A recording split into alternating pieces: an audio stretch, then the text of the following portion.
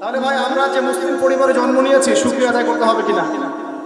তাহলে নামাজ পড়বো কিনা, রোজা রাখবো কিনা, পর্দা করবো কিনা, আমাদের পরিবারকে পর্দা রাখবো কিনা, বাচ্চাদেরকে আমরা কোরআন সুন্নাহ শেখাবো কিনা, আমরা নফল ইবাদত বাড়াবো কিনা, যাকাত দিব কিনা। বাংলাদেশে কিচ্ছু লাগবে না, কোনো বৈদেশিক ঋণেরও দরকার নাই, শুধু আপনারা যাকাত দেওয়া শুরু করেন। আমাদের স্যার আছে এখানে, উনি এই কথাগুলো আর উঁচু লেভেল পর্যন্ত পৌঁছাতে পারবেন, আমরা তো সব জায়গায় পৌঁছাতে পারবো না। কোনো বৈদেশিক ঋণের দরকার হবে না যদি আমি যাকাত দেওয়া শুরু করি। যাকাতে খাত কয়টা? 8টা। কয়টা? 8টা। খাতগুলো খুঁজে খুঁজে বের করেন, মুফতি সাহেবদের সাথে পরামর্শ করেন, দেখেন শুধু যাকাতের টাকা দিয়েই দেখবেন দারিদ্রতা দূর হয়ে গেছে। এটা প্রমাণিত অর্থনীতি, এটা কোনো কাল্পনিক অর্থনীতি নয়।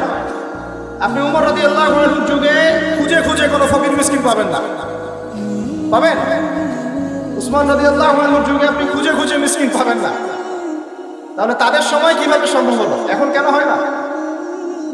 কারণ হচ্ছে আমরা একে তো সুদভিত্তিক অর্থনীতির মধ্যে আছি, 1, 2 আমরা ওই যে পশ্চিমাদের এবং জায়নিস্টদের ঋণের জালে পড়ে গেছি, 2, আর 3 হচ্ছে আমরা যাকাত ছেড়ে দিয়েছি। মাঝে মাঝে আমরা দেই টুকটাক যাকাত মসজিদে, মাদ্রাসা, এখানে ওখানে, আর মনে করি যে আমি পাক্কা মুসলমান হয়ে গেছি। প্রথম নসিহত আজকে, আল্লাহ পাক আমাকে আমার তৌফিক দান করুন, আপনাদের সবাইকে তৌফিক দান করুন।